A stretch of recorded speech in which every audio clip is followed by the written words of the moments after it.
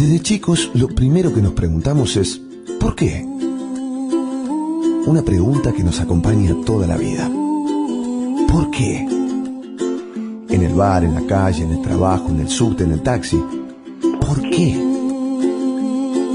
La ciudad, el país y el mundo, más allá de la coyuntura. ¿Por qué? La pregunta de siempre, con la profundidad que la actualidad a veces nos hace perder de vista. ¿Por qué? Así de simple, así de profundo. Graciela Fernández Mejide se pregunta ¿por qué? El 1110.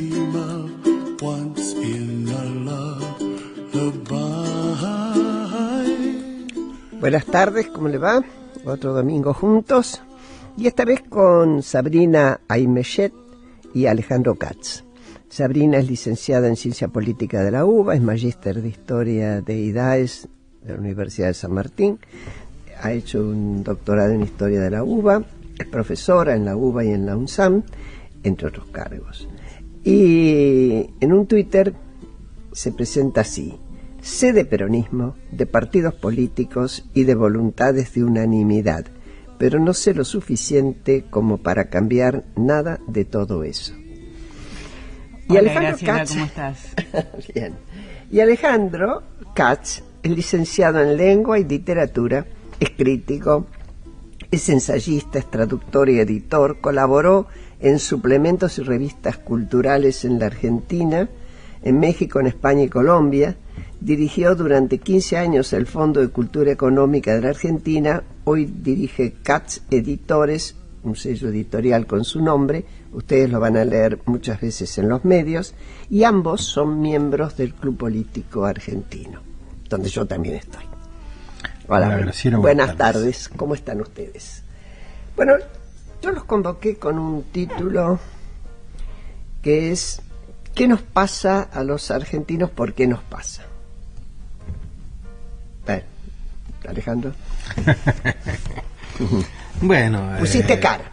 No, puse cara de que es el tipo de pregunta para el cual no tengo respuesta, pero para el cual creo que no diré no hay respuesta, sino que no es bueno buscar respuestas a esas preguntas, porque son preguntas que de un modo u otro están suponiendo un sujeto pasivo al que le ocurran cosas, y yo creo que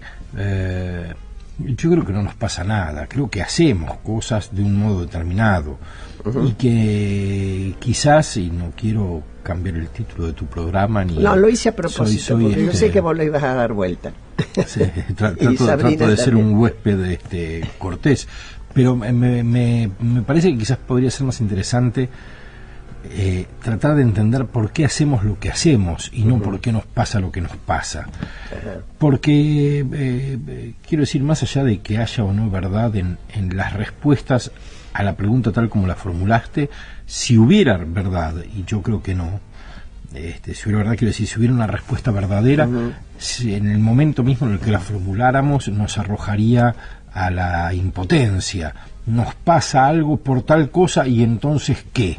Y entonces, bueno, es nuestro destino, es nuestra condena, es nuestra suerte, según cuál sea la respuesta. Y al mismo tiempo hablaría de un carácter permanente, digo, no solo cosas que nos suceden a nosotros, como si nosotros no tuviéramos nada que ver en esa construcción cotidiana, sino como si no pudiéramos cambiarlo, si no hubiera contingencia, si no hubiera capacidad de transformación, sí, bueno, que estuviéramos destinados, ¿no? En ese caso supone también una pregunta por las esencias, que claro, es la pregunta que yo trato de evitar siempre que hablamos de... Siempre que podés. Claro, quiero decir... es que si no da grandes respuestas llevar a la esencia, terminamos tratando de entender el ser argentino o la identidad nacional o el espíritu de los tiempos o cosas que no me parece que es más interesante la perspectiva fenomenológica, por decirlo de algún modo, que la perspectiva ontológica. Es decir, ¿qué hacemos? ¿Cómo interpretamos lo que hemos hecho y lo que estamos haciendo? ¿Cómo suponemos que podemos hacerlo de otro modo? ¿Y por qué creemos que hay otros modos que pueden ser mejores que este? ¿Qué quiere decir mejor o qué quiere decir este? Ahí me parecen unas preguntas que son, creo, más fructíferas. Nos interesaría poner un contexto histórico, Sabrina. Sí, me parece que también resulta interesante empezar por la segunda parte de la pregunta. ¿Qué nos pasa a los argentinos? ¿Qué somos los argentinos como actor? ¿Somos un actor colectivo? ¿Hay una identidad argentina? ¿Somos algo en particular diferente a lo que son los uruguayos, los chilenos o algún otro tipo de nacionalidad? ¿Y vos qué opinas? Que todo es contingente, digo, siguiendo la línea de lo que planteaba Alejandro Algo, la existencia de la Argentina con los límites actuales, si vamos a una mirada histórica, es absolutamente contingente. Que hoy Jujuy, Tucumán, Salta sean parte del mismo país que Buenos Aires y que la banda oriental, o sea, el Uruguay, no lo sea, tiene que ver con qué hicieron los actores de la época, qué batallas se libraron, quién ganó, quién perdió. Y no solo eso, sino que asumiendo eso como un principio que históricamente es irrecusable, yo agregaría, aún asumiendo que hoy Argentina es esto, ¿existe una primera persona del plural que nos contenga a todos? ¿Nos pasa algo? ¿Hacemos algo todos del mismo modo? ¿Quién es ese sujeto colectivo que, aún aceptando la contingencia de la nacionalidad argentina, intentaría explicar un modo de comportamiento homogéneo para todos los habitantes del territorio? Y yo no sé si hay ese sujeto colectivo. Me parece que hay muchos argentinos que hacen muchas cosas diferentes. Por supuesto, no tienen tampoco interés explicativo detenerse en cada caso particular y tratar de ver cómo hace las cosas cada uno de los 44 millones de argentinos y argentinas, pero sí tratar de entender que hay colectivos muy diferentes y además colectivos de perímetro variable. Quiero decir, quienes hacen las cosas de un modo en la casa puede ser que las hagan de otro modo en la vida pública, puede ser que hagan las cosas en relación con las instituciones de una manera y en relación con lo privado de otra. Me parece que habría que tratar de desarmar un poco ese sujeto colectivo. Y poner el foco en lo múltiple, porque si uno sí introduce una mirada histórica, muchas veces se trató de dividir a los argentinos en dos, ¿no? Si nosotros miramos la historia de oligarquía, pueblo, pero siempre fue así. Sí. Ya sé. Entonces, también hacer énfasis en esto que mencionaba Alejandro, de que son múltiples las realidades, mucho más que dos y diversas, y cómo coexisten diferentes identidades en una misma persona, nos lleva a complejizar muchísimo la idea de que a los argentinos nos pasa algo e incluso la idea de que los argentinos hacemos algo. Es cierto, pero hay una cuestión al mismo tiempo que uno podría llamar un momento de época. Yo pensaba, para apelar a la memoria más cercana, cuando se acaba la dictadura tras Malvinas, ¿cómo aparece? Y vos publicaste hace unos días, Alejandro, un artículo en que mencionas el tema. Un Alfonsín que dice, hace la campaña recitando el preámbulo de la Constitución, es decir, apelando a la cuestión institucional, reponer el tema institucional, y después en su propia campaña, su juventud dice: somos la vida. Dos marcas fuertes, ¿no?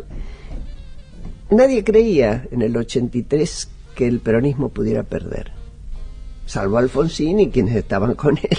Pero aún aquellos que íbamos a votarlo nos parecía difícil.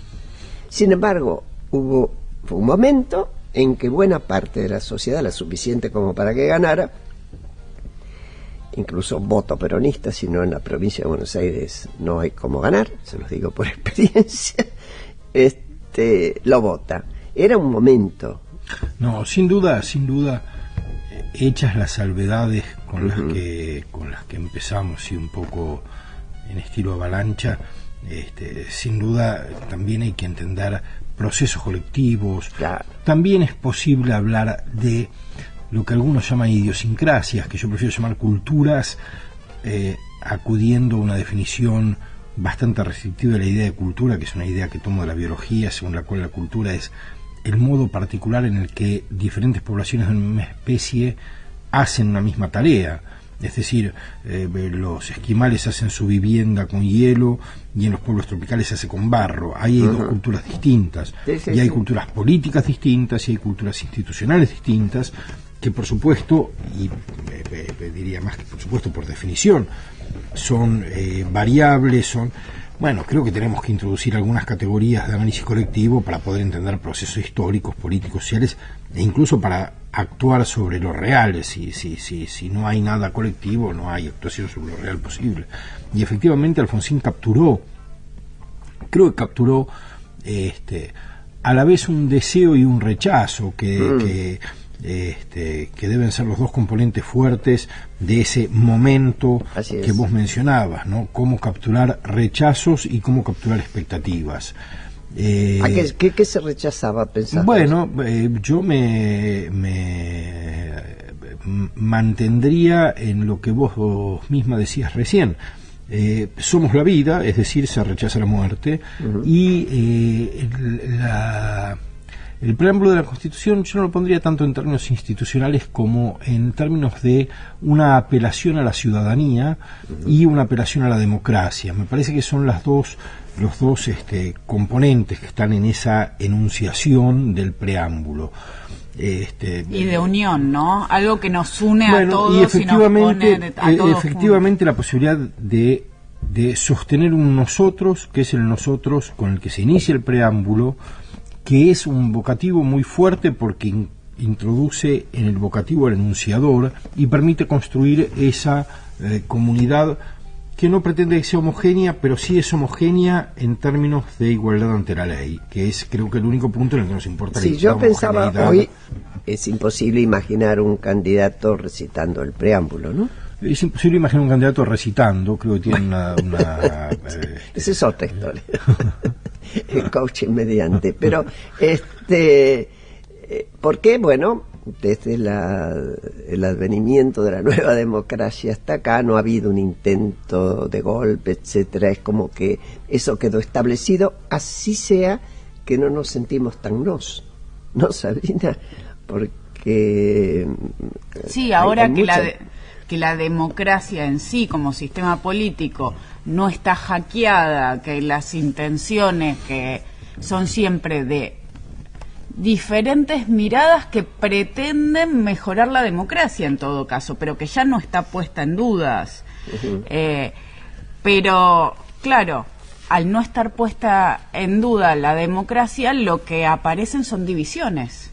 En vez de aparecer todos nosotros atrás de la idea fuertísima que se defendía en el 82, en el 83, de que lo que importa son las instituciones, de que lo que importa es recuperar todo aquello que nosotros no teníamos, ahora que tenemos mucho de eso, lo que vemos es que tampoco estamos conformes. Y hacemos bien, desde mi punto de vista, en no estar conformes.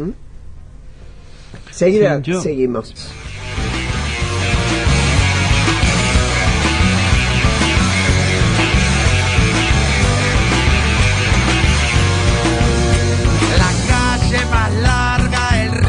Más ancho, la fina más linda del mundo, el dulce de leche, el gran colectivo, alpargatas, soda y alfajores, las huellas digitales, los dibujos animados, las jeringas descartables, la virome, la tramposa Guinea, el 6-0 a Perú y muchas otras cosas más.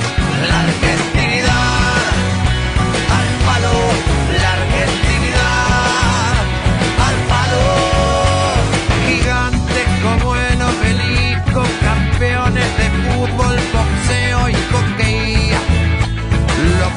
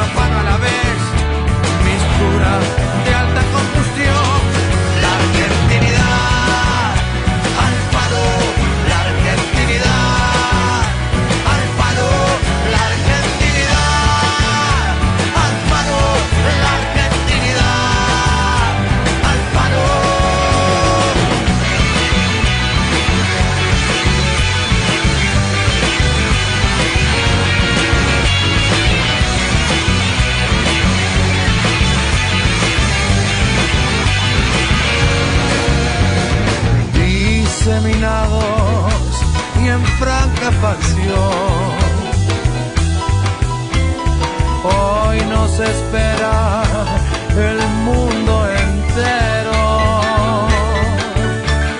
No es para menos la coronación.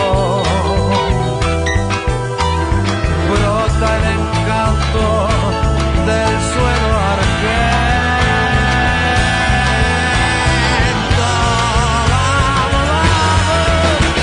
Y no me vengan con cuentos chinos, que el Che, Gardel o Maradona son los number one, como también lo soy yo. Y argentinos, gracias a Dios, la argentinidad al palo, la argentinidad al palo, la argentinidad al palo, la argentinidad al palo. Bueno, usted ya sabe, me acompañan siempre Uriel de Simoni y Pablo Marmorato en la producción, y en la operación técnica está Nicolás Reynoso. Y estoy charlando con Sabrina Aimechet y Alejandro Katz. Y nos quedó en el aire una... No, yo respuesta decía, tuya. quería decir simplemente es una reflexión muy menor, pero es curioso. Yo no creo que sea en absoluto problemático que la sociedad sea una sociedad, no es problemático, es deseable que sea una sociedad plural, siempre lo fue, que se la reconozca como tal, que haya incluso divisiones y conflictos. Sería muy preocupante que no los hubiera. Creo que el problema de la evolución de la democracia no ha sido ese. El problema de la evolución de la democracia ha sido la creciente debilidad. Es decir, la conversión de la democracia en un acto electoral, cuando es una democracia activa, solo es eso, y una especie de convicción que está fundada, sin duda, en la historia reciente y no tanto en nuestro país, pero también un discurso político que alimenta esa creencia, la convicción de que es suficiente con que no sea una dictadura como para que sea una democracia. Es Alcanza, decir, va. nos hemos olvidado de que la democracia es algo más que la ausencia de dictadura. La democracia no es la ausencia de la dictadura, es un régimen político, y la democracia es otro. Y nosotros definimos la democracia como lo que no es dictadura. Tiene algo de racionalidad en la medida en que ha sido tan traumática la historia de este país con las dictaduras, y especialmente pensá que con la última. De 30 a 76, 6 golpes Claro, de Estado. y ha sido tan traumática esa historia, y especialmente tan dolorosa la última, que Nos desear conformamos con cualquier poco. cosa que no sea eso es un deseo muy bueno, pero es exigir muy poco a la democracia, y exigir poco a la democracia se ha convertido también en una astucia para que la democracia nos exija poco como ciudadanos. Entonces somos ciudadanos muy poco exigidos de una democracia muy poco exigente. ¿Qué opinas eso de los ciudadanos muy poco exigidos, Sabrina? Me preguntaba cuando Alejandro lo decía sobre la naturaleza sobre la cual nosotros hemos construido nuestra ciudadanía. A ver, ¿qué democracias exigen mucho de los ciudadanos? Nosotros ya tenemos un elemento que muchos considerarían exigente, como el sufragio obligatorio. Muchas democracias que tal vez nosotros, no por sus reglas, sino por su funcionamiento, diríamos que tienen a ciudadanos mucho más activos, mucho más participantes en la cotidianeidad, tienen reglas de juego que no los obligan a hacerlo.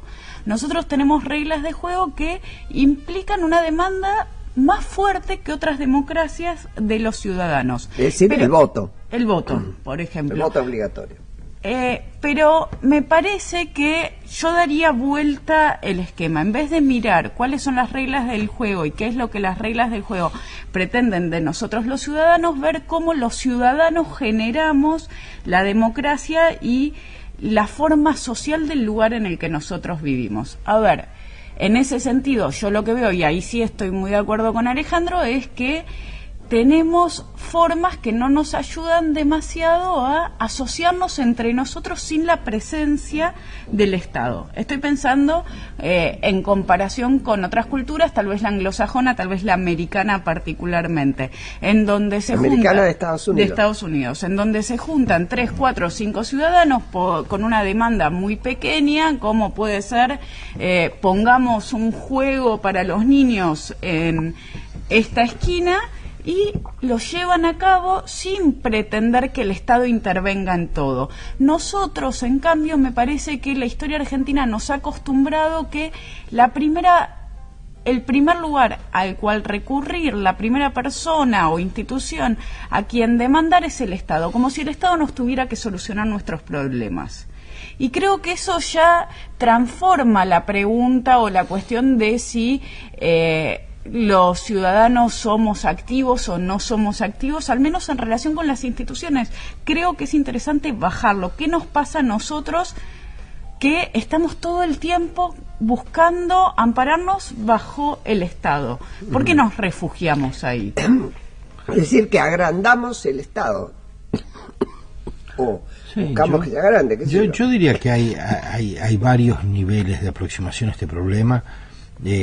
Uno que supongo que nadie va a tener mucha discrepancia, y por eso lo menciono para dejarlo de lado, es hay un problema de distribución institucional del poder, sí, que baja, como dirían los politólogos, la intensidad de la democracia. Quiero decir, hay más allá del voto, hay formas de convocar a la participación ciudadana activa que entre nosotros están dejadas de lado.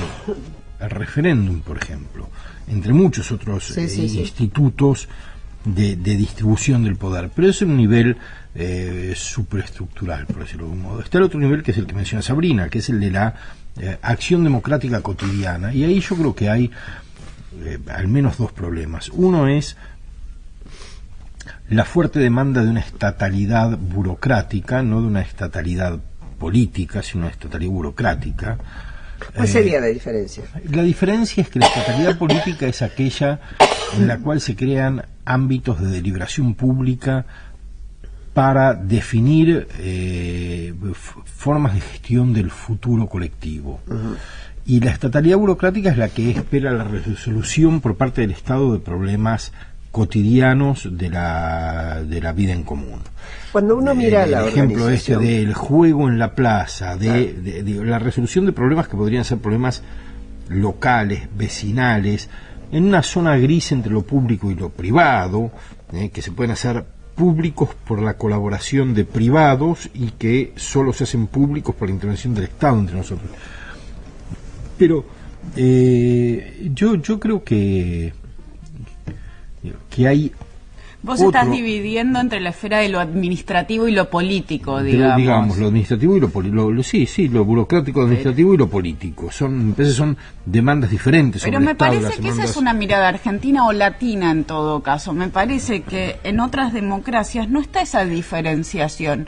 Lo local, la gestión de lo local es la política. No hay otra instancia. Nosotros tenemos ideas como que hay instancias diferentes en donde está la administración local. La municipalidad funciona así, ¿no? Eso iba a preguntarle. El poder municipal funciona así, y así se justifica, por ejemplo, que los extranjeros tengan voto para elegir a quienes los representan en las ciudades en las que viven, porque se considera que es un voto burocrático, y que no lo tengan para elegir a quienes gobiernan el país, exacto. Porque es un voto político. Pero me parece que eso es seguir mirándolo desde nuestra cultura. Si uno mira hacia otros lugares, no está esta diferencia entre lo que es el hacer cotidiano y mejorar la vida de forma permanente en lo chiquito y las grandes estructuras e ideas políticas. Eso yo creo que es algo bastante latino. Puede ser, no lo sé. Lo que yo creo es, al menos esta es una idea que me interesa hace un tiempo, es que el tránsito del presente al futuro tiene que hacerse en el marco de instituciones no de proximidad, que el tránsito del presente al futuro en las instituciones de proximidad puede mejorar la infraestructura del aula en la escuela a la que van los hijos de quien participa de eso, pero no puede mejorar necesariamente las condiciones de empleabilidad que ese chico encontrará cuando salga de la escuela. Quiero decir, hay un espacio de reflexión colectiva, que es lo que yo llamaría el Estado en ese sentido, un espacio de reflexión colectiva que trata de negociar entre intereses particulares cómo llegar de este presente a un futuro que de algún modo se establece como un futuro deseable. Es decir, Es vos, perdóname, a ver si yo interpreto bien. Vos plantearías, Alejandro, que hay una política general que debería orientar en los temas fundamentales. Yo diría, hay un problema en la discusión sobre el centro de atención de la salud local y la reforma de salud que propuso Obama. Uh-huh. La reforma de salud que propuso Obama tiene un efecto en el mediano y largo plazo sobre poblaciones que no inciden directamente sobre su centro de salud local.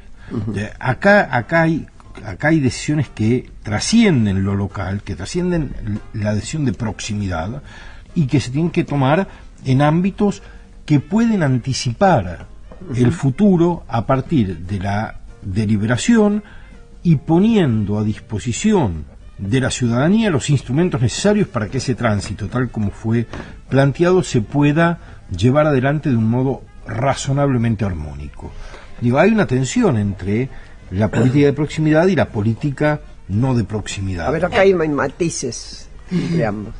Estoy de acuerdo en esa diferenciación, pero me parece, yo pondría cierto reparo a la hora de pensar si es el Estado el que tiene que llevar adelante esas medidas, como en el sistema de salud que vos planteabas de Obama, o si es el Estado en todo caso el que tiene que regular las posibilidades de que eso sea llevado a cabo. Y acá metemos al mercado también. Digo, vos dabas antes el ejemplo de que una actitud vecinal, a mí no me gusta mucho esa denominación, puede mejorar una escuela, pero no puede darle empleo a el niño que salga de esa escuela. Estoy de acuerdo con eso. A mí me gustaría un Estado que tampoco le dé empleo a ese niño, o al menos que ese niño no pretenda que ese Estado le dé empleo, sino que sea un Estado que genere una sociedad en donde haya diferentes formas de creación de trabajo y que no se tenga que recurrir. Digo, me parece que es algo muy argentino eso.